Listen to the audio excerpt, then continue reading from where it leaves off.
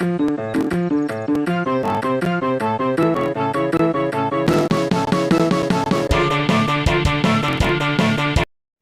привет! Сегодня я расскажу все, что я знаю о Денди птице.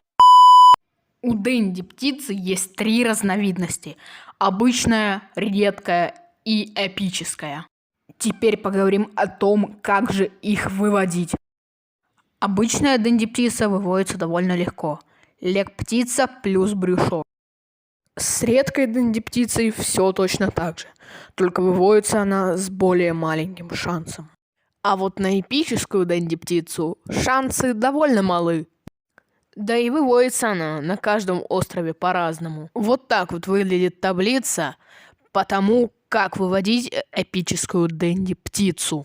Я оставлю эту таблицу на пару секунд, а вы успеете за это время ее заскриншотить. Думаю, это было достаточно. Теперь я бы хотела вам рассказать про радости. Радости можно посмотреть у монстра в разделе радости. Но секретной радостью является... радостью является статуя Спурита. И напоследок хотел бы я вам показать интересные факты о Денди птице. В My Singing Monster Dragon of Fire Денди птица выглядит вот так. И, возможно, кто-нибудь это знал и замечал, но Денди птица является одуванчиком. Я очень старался над этим видео, так что не поленись поставить лайк. Всем пока!